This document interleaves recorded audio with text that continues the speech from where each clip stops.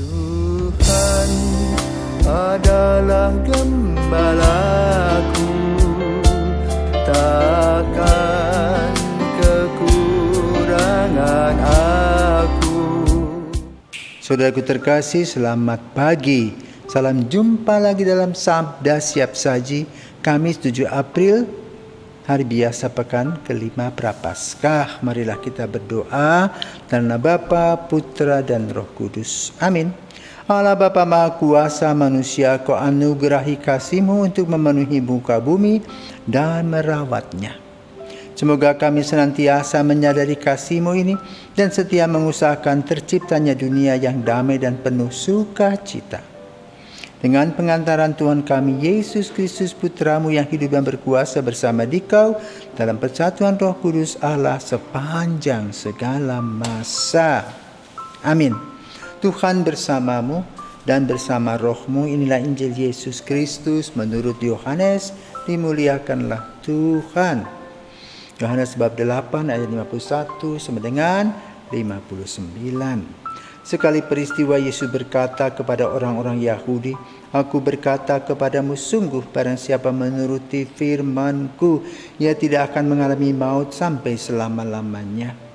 Kata orang-orang Yahudi kepada Yesus, "Sekarang kami tahu bahwa Engkau kerasukan setan, sebab Abraham telah mati dan demikian juga nabi-nabi.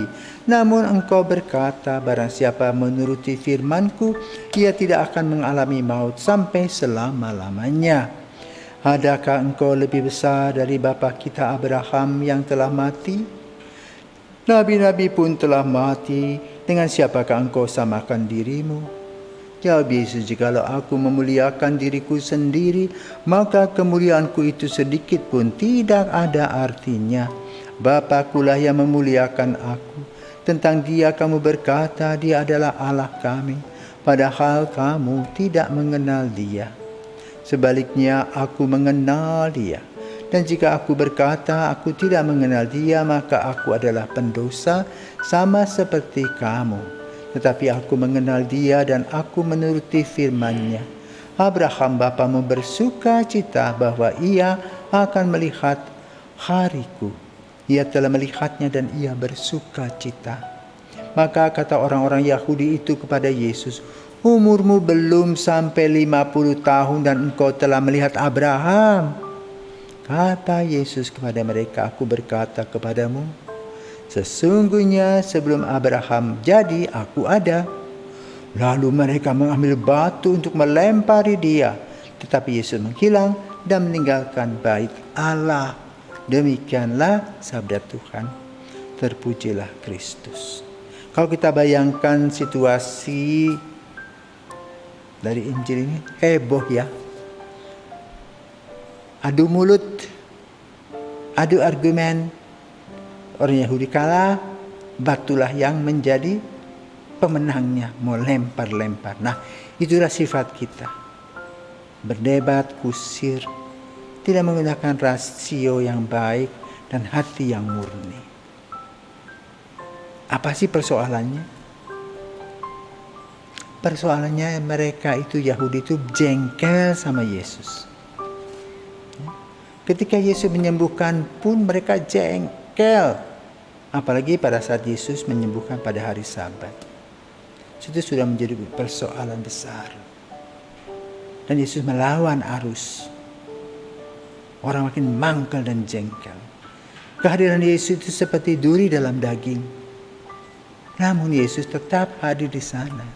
Ingin meluruskan dan membereskan pikiran-pikiran, nilai-nilai dalam kehidupan orang Yahudi yang salah. Maka kemudian Yesus membuat konsep tentang Abraham. Dia adalah bapa bangsa, bapa orang beriman yang dibanggakan umat Israel. Dan Yesus katakan, "Aku ada sebelum Abraham ada." Kita baru paham sekarang bahwa Allah adalah Allah yang bersifat kekal. Maka diuraikan dalam kitab Kejadian, pada mulanya dunia kosong, Allah melayang-layang, lalu lahirlah siang dan malam, lahirlah bebatuan, tanam-tanaman, binatang dan manusia sebagai citra Allah. Firman Tuhan telah menjadikan semuanya ada. Karena itu perbandingannya Yesus dengan Abraham. Karena dari Abraham lahirlah Ishak. Ishak melahirkan Yakub dan Esau. Dan Yakub adalah Israel. Boleh katakan menjadi nenek moyang mereka. Kedua, ketika Yesus berkhotbah maupun melaksanakan mujizat penyembuhan, mereka berpikir bahwa Yesus kerasukan setan. Itu akan dihubungkan dengan Beelzebul, dan Yesus menjawab, kalau semuanya bekerja dengan setan maka hancur.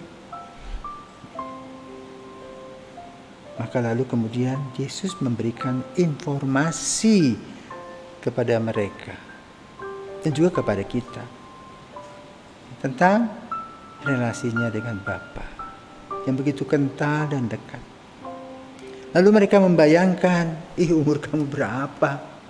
Ya, belum sampai 50, kau sudah kenal Abraham. Abraham itu sudah ratusan atau ribuan tahun yang lalu.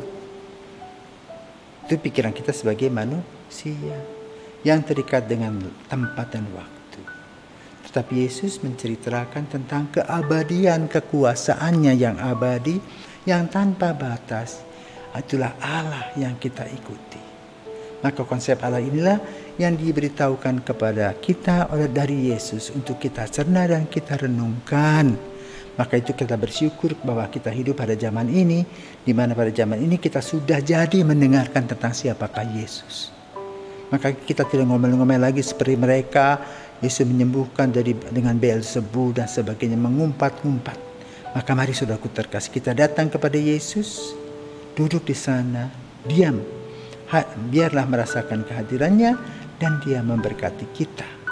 Sehingga kita tidak berperilaku seperti orang-orang Yahudi yang ingin menghancurkan Yesus dengan melempar batu. Sembunyi tangan.